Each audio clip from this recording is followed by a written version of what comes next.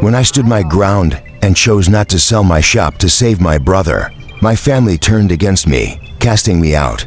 But I fought back and revealed the truth. When I stood my ground against selling my shop to salvage my brother's shattered dream, my family convened to decide my fate. They smiled with delight. In the realm of decision-making, the will of the many prevails. My sister simply observed. I flashed a grin and suggested, "How about we cast our votes on this instead?" Moments later, I let a paper slip from my grasp, and the room erupted into a whirlwind of commotion. Allow me to introduce myself. I am Jack, a 34-year-old proprietor of a quaint hardware store nestled in a dusty corner of Ohio. It may not seem like much, just shelves filled with nails, paint cans, and tools, yet it holds a special place in my heart. 8 years ago, I crafted it from the ground up, pouring every penny I possessed into it, fueled by my father's words that I'd never achieve anything. I've always been the one who steps in, mending mom's leaky sink when it turns her kitchen into a small lake, driving my sister Claire to work when her old Chevy gives up the ghost, and even pulling my cousins out of bar fights they ignited over trivial matters. Family meant the world to me, or at least it used to. But what about my older brother Ethan? He is the one who shines brightly. From our childhood days, he has always been the shining star, straight A's, a college degree, and our mom's proud tears marking each milestone he achieved. Who? Me. I was the one who blended into the background, the dependable presence that somehow dimmed my own light. The shop stands as my testament, a beacon that declares I am not unseen. My hands crafted something tangible, something enduring. Yet, the previous year, everything came crashing down. Ethan's most recent grand vision. Once upon a time, a tech startup emerged, promising innovation with its overpriced gadgets. However, the dream quickly turned into a nightmare as it crashed and burned, leaving its founder submerged in a sea of debt. I thought he'd weave his usual magic, as golden boys never seemed to stumble too deeply. Then the family arrived, their knocks echoing with purpose, and it certainly wasn't for a screwdriver. They sought my shop, my entire existence, to rescue him from his plight. I believed I understood favoritism while living in Ethan's shadow, but this experience took it to an entirely different realm. It struck me with the force of a sledgehammer, leaving me feeling exposed and vulnerable. As I continued to gather the fragments of what I once believed family truly represented, I once believed that blood bound us through all things loyalty, sacrifice, and everything in between. It appears I was utterly mistaken. Allow me to transport you to the beginning, for this tale unfolds with a tapestry woven from betrayal and resilience. It will leave you pondering the true value of family when those you hold dear betray you. Without a second thought, about 6 months ago, Ethan's tech startup met its untimely end, and I found myself unsurprised by the turn of events. He had been building anticipation for years, a device that would transform the realm of home security, he proclaimed. Investors eagerly embraced it until they turned away, leaving him ensnared in a $75,000 abyss. One evening, he wandered into my shop just as I was closing up. That same easy grin spread across his face as if nothing was amiss. "Jack, my friend," he began, resting against the counter. "Could I ask for a small kindness? Just a brief $20,000 loan. A little something to tide me over, you know? Rest assured, I will return what I owe as soon as I untangle this situation." I gazed at him, the fluorescent lights humming softly above us. My shop just manages to scrape by, barely making enough to sustain itself. The lights are on, and he is aware of that fact. I flat out told him no. "Ethan, I am not a financial institution. I have glimpsed the tapestry of your ambitions. They don't unfold as expected.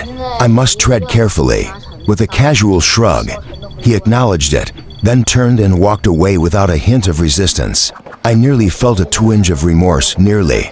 On that fateful night, the phone rang, and it was Mom.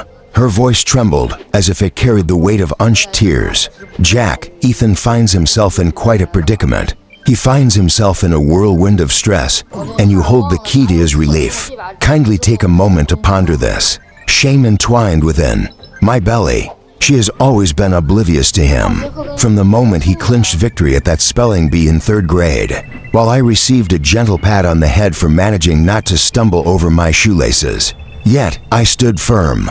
Mother, I have my own responsibilities to manage. He must embark on a journey to unravel this mystery on his own. She let out a deep sigh, laden with emotion, let down and disconnected. I thought that would be the conclusion. Yet I failed to grasp just how profoundly Ethan had ensnared everyone around him. The following morning, I made my way to the diner, drawn by the promise of a warm cup of coffee. The very spot I've visited since I can remember. Unveiled the shop.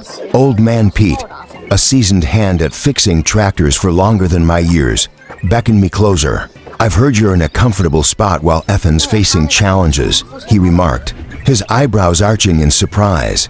I paused, the cup hovering midway to my lips. What is it that you are referring to? Pete leaned in, his voice dropping to a conspiratorial whisper. Ethan paid a visit yesterday, spinning tales to the crowd about the cash piled high in your shop. Yet he claims you refused to lend him a hand. It was declared as a, what a heart-wrenching tale, to witness family turning their backs in such a way. My fingers curled around the mug, holding it firmly. Fury ignited fiercely within me. He wove a tapestry of deceit, casting me as the villain to shield himself from the consequences. I let out a forced laugh, told Pete it was nonsense, but the harm had already been done. By noon, two familiar faces decided to forego their usual orders. Their voices danced through the phone, each word a carefully crafted note in a symphony of conversation. Whispers began to circulate, and at the center of it all stood Ethan, his voice amplified through the megaphone. I journeyed back to my abode under the cloak of night, fingers gripped tightly, the pale knuckles pressed against the steering wheel. Ethan has always possessed the gift of gab, evaded the consequences of speeding tickets, enchanted educators into granting extra credit. Yet, this was unlike anything else. He wasn't merely evading the repercussions. He was pulling me down to keep himself afloat. I found myself lost in the echoes of my mother's call, her heartfelt plea resonating in my mind over and over again. And Pete's words pierced like salt in an open wound. For years, I have journeyed through the depths, determined to reveal the vibrant essence that lies beyond the shadow they have cast upon me. And here he stood, weaving my diligent efforts into his tale of woe. A part of me longed to reach out, to insist he clarify things. Yet, I was aware he would merely flash that charming grin and weave words around me like a masterful dance. Instead, I found myself perched in my truck, gazing at the weathered sign that read Jack's Hardware, and I sensed a change in the air. This had transcended the mere pursuit of wealth. Ethan pressed on, and an unsettling sense washed over me, hinting that the family would follow suit.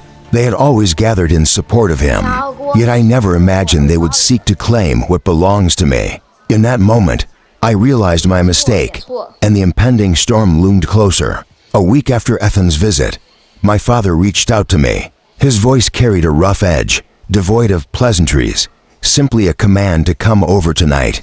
There were matters to discuss. I was aware it wasn't. Once upon a time, there was a need to borrow a ladder.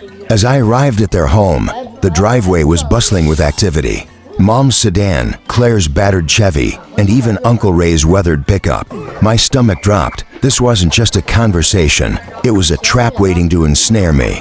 Within the cozy confines of the living room, they gathered, each one poised in anticipation, ready for the unfolding tale. The worn plaid couch and the eclectic chairs gathered together, resembling a council of war. Ethan was absent, likely preoccupied with refining his upcoming pitch. Yet, his absence only deepened the tension that lingered in the air. Father stood by the flickering flames, arms crossed, and wasted no time in making his presence felt. Ethan finds himself in quite the predicament. Jack, after much discussion, it has become clear that the time has come for you to part ways with the shop. It's merely a minor detail. His journey is far grander than that. His words landed with the force of a sudden blow, catching the breath and leaving an impact that resonated deep within. My shop, my lifeblood, my late nights, my all diminished to a mere fragment.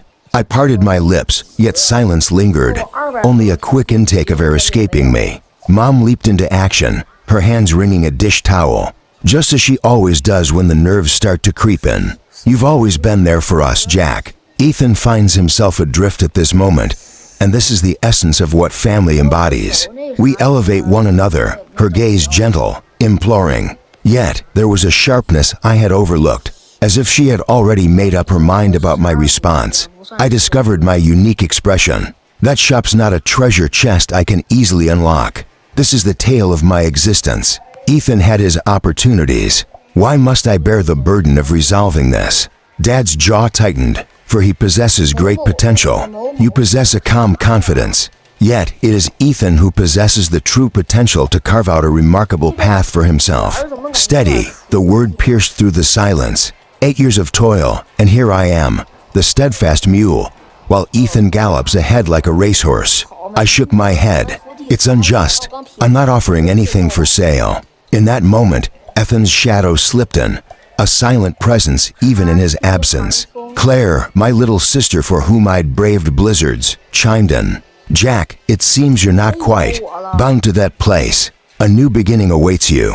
Her tone was relaxed, as if she were casually recommending a different brand of coffee. I gazed at her, hoping to catch a flicker of doubt in her expression that would reveal her true feelings. Yet, she merely averted her gaze. Uncle Ray gave a slow nod, accompanied by a deep grunt. Family must always stand united, my dear. Ethan takes center stage. Then Mom, with a gentle yet resolute tone. Imagine the possibilities that await him with a new beginning. I sensed the walls tightening around me, their whispers stacking high like bricks. Ethan wasn't even present to confront me, yet he had effortlessly captured their hearts and minds. As it ever was, I rose to my feet, fists tightly balled. So, am I really meant to set my life ablaze just because Ethan can't uphold his promises? I have stood by your side through every moment, without fail, and now you're sharing with me that it's insufficient. Father moved in, his tone hushed and intimate. Let's not complicate things unnecessarily. We're requesting, not pleading. Inquiring, are we? The air was heavy with an unspoken authority, enveloping the room in its grasp. Anticipation, assessment, and that well-known, lingering inclination towards Ethan. With a swift motion, I seized my jacket. I'm not offering anything, that's my response. Mother reached out to me. Jack, I implore you. Yet I did not retreat. As I made my way home, a fiery sensation gripped my chest. Not merely anger, but a weight far greater. They failed to recognize me as their own, their sibling. They beheld an instrument, a way to elevate their shining star. I believed I had narrowly escaped the danger by uttering a simple no. Yet, I ought to have realized they wouldn't simply allow it to slip away without a fight. What unfolded next was not a mere request. It was a moment of truth, and it would reveal the lengths they would go to maintain Ethan's exalted status.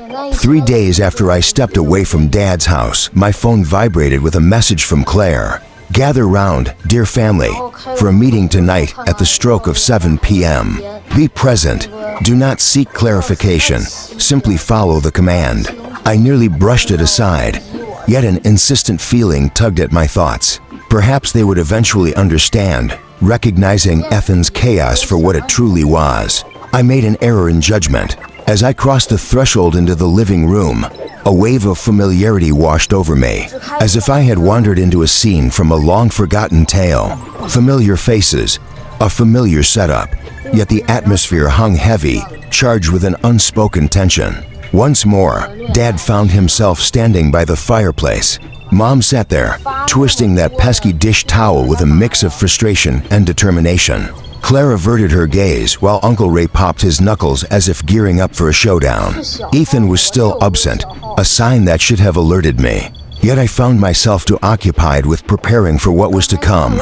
Smiles adorned their faces, excessively broad, overly refined, as if they had practiced it meticulously. Father cleared his throat. Our conversations have been unfolding, Jack. So, you've decided not to part with the shop, I see. Yet, we must not allow Ethan to succumb to the depths. So we're casting our votes. You're either standing with us, or you're no longer part of the family. The will of the many prevails. My jaw fell open in astonishment. A choice to be made, as if I were just an outsider they could cast aside. I chuckled, a fleeting sound tinged with a hint of bitterness. Are you truly serious? Mom nodded, her voice calm and assured now. It is the most just approach. We must safeguard what is truly important. Guard what is truly important, Ethan, not my own self. First, Dad raised his hand, followed by Mom, and then Uncle Ray joined in. With a sense of desperation, I looked to Claire, the final flicker of hope in my heart. She wept on my shoulder when her ex departed from her life. She found herself resting on my couch when the weight of rent became too heavy to bear. Is that you, Claire? I spoke, my voice trembling. With her gaze fixed on the ground, she whispered, "Sorry, Jack," and lifted her hand. 4-1. Father folded his arms. And so it is. You have been dismissed. The chamber whirled around me, not merely from their choice. After 8 years of dedication, they had dismissed me with a mere gesture. I stood there, heart racing, and willed my voice to remain steady. Very well, let us cast our votes on another matter then. I delved into my jacket, retrieving the shop's lease with a sense of purpose. My name, a treasure that belongs solely to me, and a letter I had crafted after the last meeting, severing all financial connections to them. Enough with the loans, enough with the favors. I cast my vote. I safeguard what belongs to me, I remarked, gliding the papers onto the coffee table. The smiles faded away. Father's cheeks flushed with a deep crimson hue. What on earth is this? He let out a sharp sound. With a sharp intake of breath, Mom exclaimed, "Jack, you can't." Yet, I interrupted her. The journey began with you. I am engaging with it. Uncle Ray lunged for the papers, but I deftly snatched them back. Claire simply gazed, with a gaze full of wonder, as if she had just uncovered the truth of her actions. As the door creaked open, Ethan strolled in with an air of confidence, casually flinging his keys onto the sideboard. "What have I overlooked?" he said, grinning as if he had just stepped into a lively celebration. The atmosphere ignited. Father raised his voice at me. "This is not the way a family operates." Mom began to weep, gripping that towel as if it were her only salvation. Ethan's smile wavered as he took in the sight of the papers. Yet, he bounced back swiftly, advancing toward me. "Come on, Jack. Let's keep it simple." Intense. After they had just cast me aside from my own kin, I presented the lease for examination. "This conveys that I am not indebted to you in any way. My shop is off limits to you." His eyes narrowed, a flicker of tension in the air, but he held back, for the moment. With a thunderous crash, Dad's fist met the mantel, echoing through the room. "Jack, you are quite self-centered. Ethan is battling for his destiny." I locked eyes with him, and I'm standing my ground. The weight of the betrayal settled in, chilling and profound. They had selected their golden boy over me, not merely through words, but through a ceremony that sealed the decision in a most definitive way. With a swift motion, I seized my keys and the papers, making my way toward the door. This tale was far from its conclusion, not even close, yet I had just glimpsed their genuine hues, and they were more grotesque than I had ever envisioned. The morning after the vote that cast me aside, I unlocked the shop as I always did, yet an unsettling feeling lingered in the air. Silence enveloped the room, for the phone remained still, untouched by the call it awaited. No one arrived seeking nails or paint, not even Mrs. Carter, a loyal customer of mine for years, who has always turned to me for her garden supplies. As the clock struck noon, a call came through from Tom, my supplier. "Jack, are you wrapping things up or what? People are whispering that your journey has come to an end." My insides coiled with unease. Who is it that speaks those words? He paused, caught in a moment of uncertainty. Whispers in the air suggest that Ethan was at the bar last night, spinning tales to anyone who would listen about how you had consented to sell and move on, declaring it a done deal. Fury surged within me. I found myself in a situation where I hadn't given my consent, yet Ethan was already moving forward. There was someone out there, weaving tales that poisoned my business, driving my customers away with deceit. I set the phone down, my hands trembling, and glanced at my sales log. Orders have been canceled. None needed.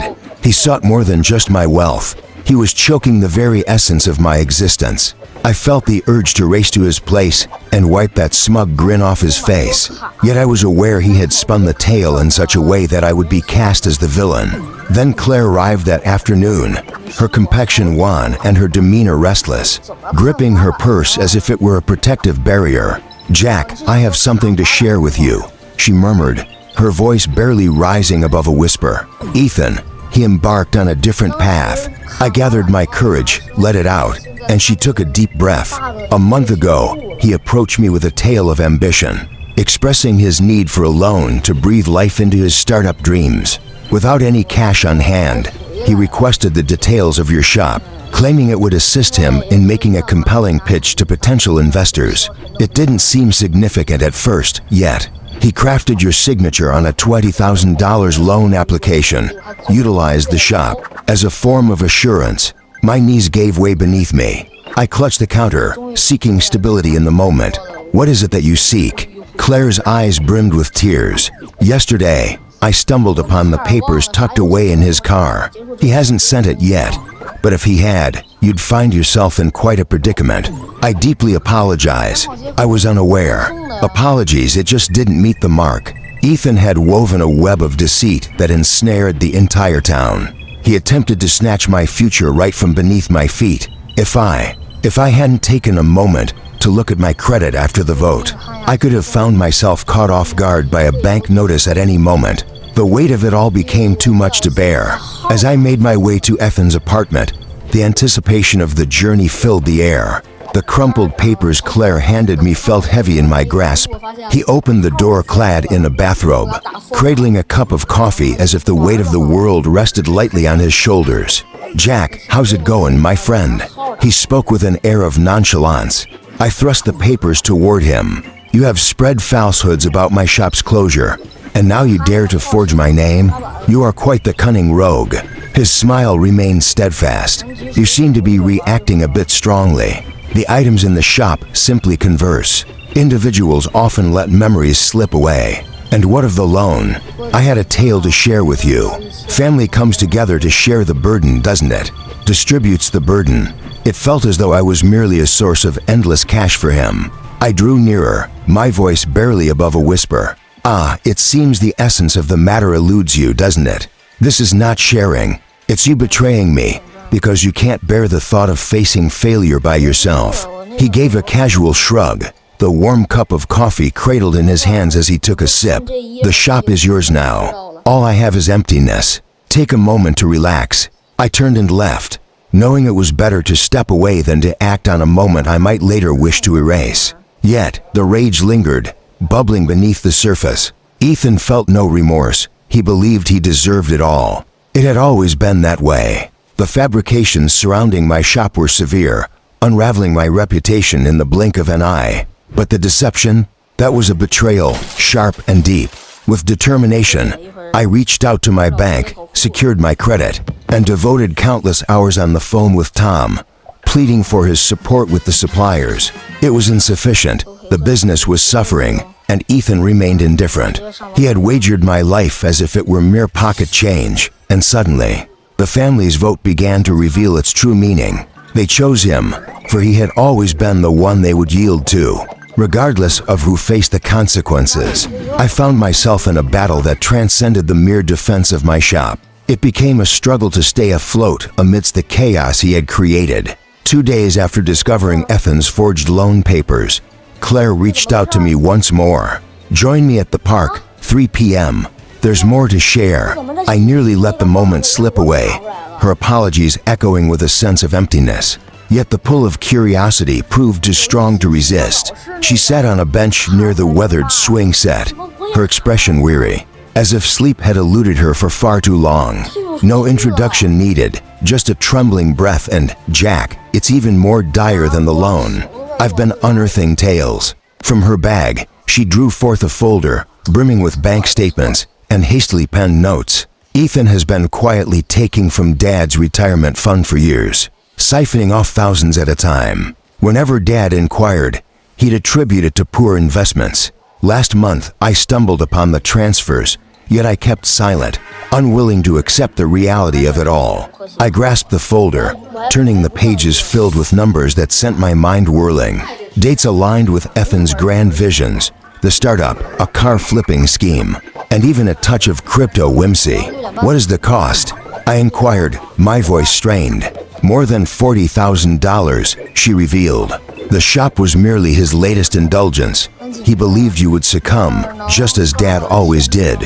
First, a wave of shock washed over me, followed closely by a deep sense of disgust. He was more than a mere screw-up. He was a parasite, draining them of their vitality while they celebrated his presence. Claire pressed on, her words flowing like a cascading river. I discovered some texts as well. He spun a tale to his friends about how he had tricked Jack into coming to his rescue, claiming that you'd back down because of your gentle nature. He has been chuckling at you, at all of us. With a graceful motion, she sent her phone gliding across the bench, and there it lay, waiting.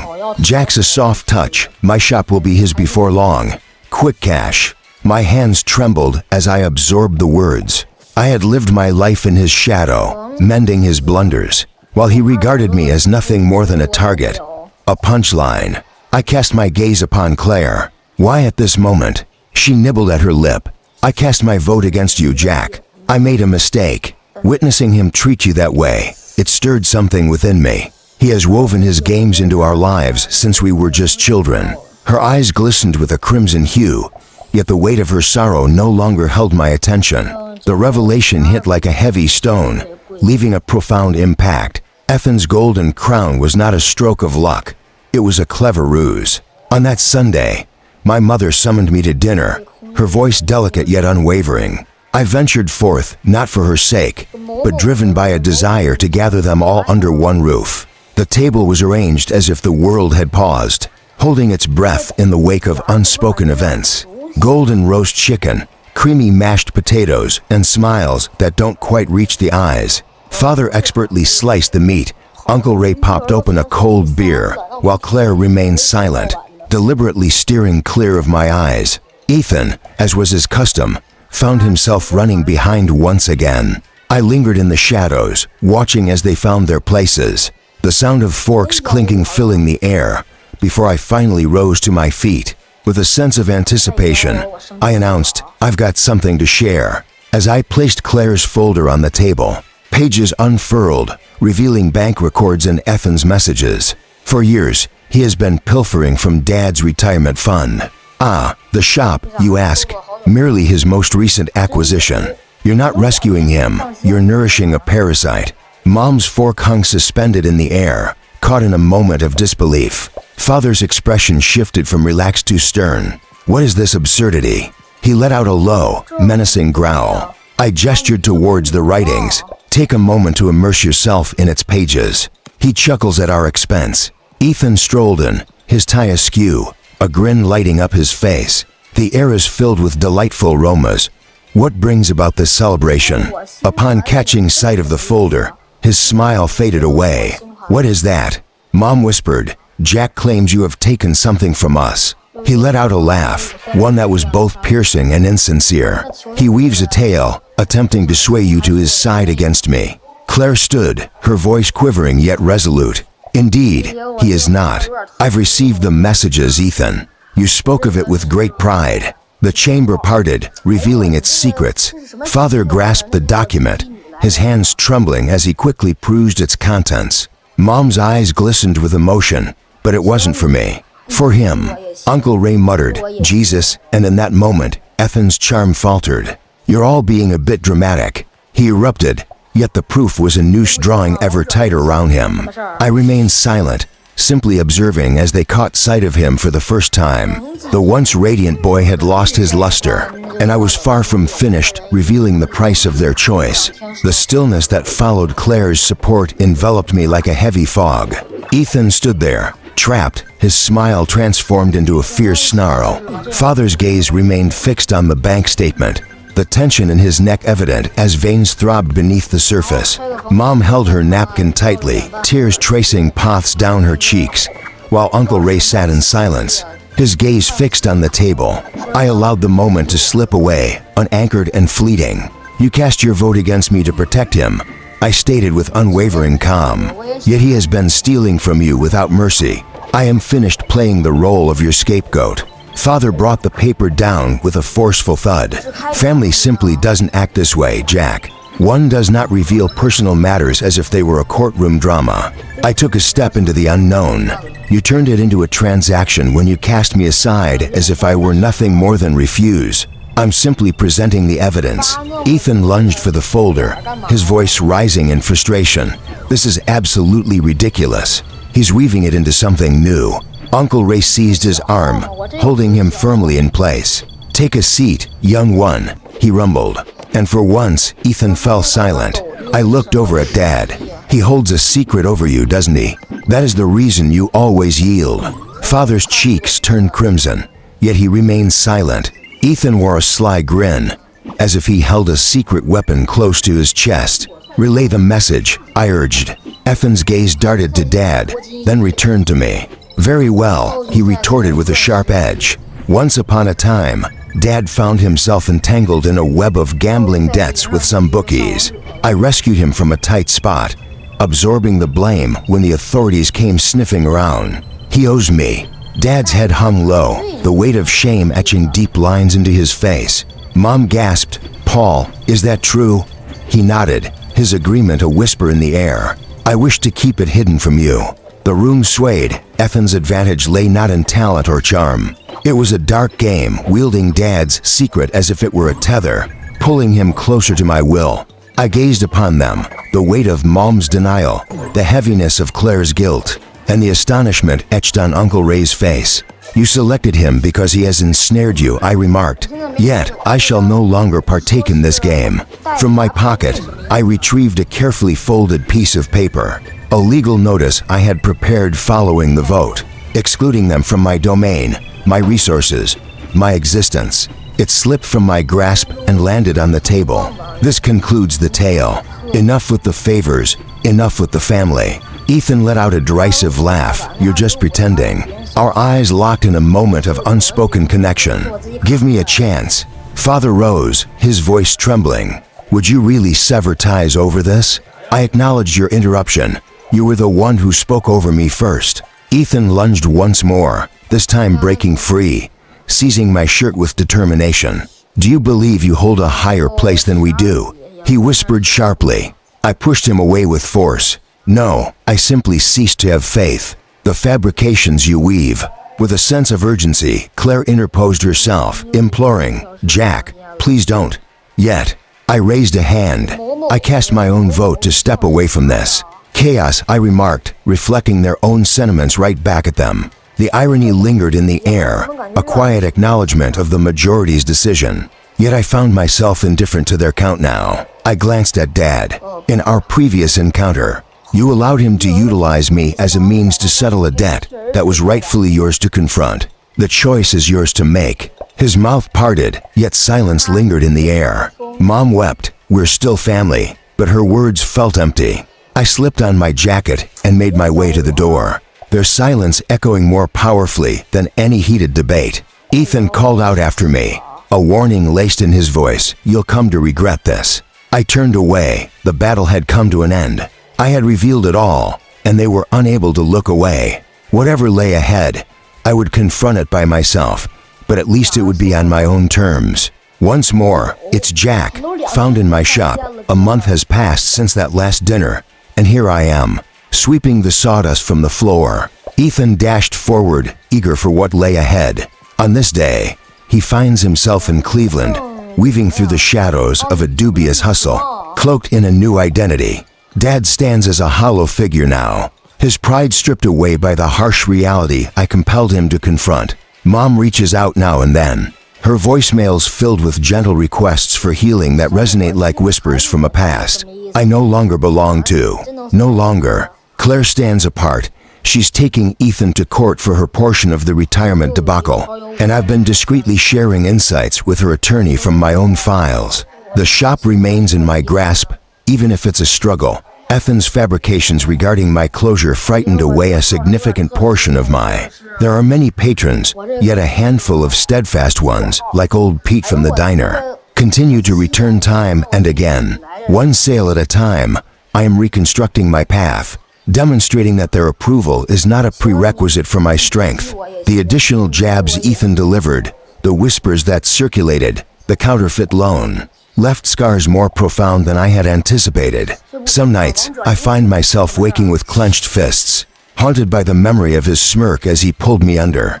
8 years of unwavering devotion, of being the steadfast support they relied upon, and it culminated in a vote that overlooked my very existence. I grieved deeply, shedding tears until I felt utterly spent, if I'm being truthful. But that sorrow is beginning to fade.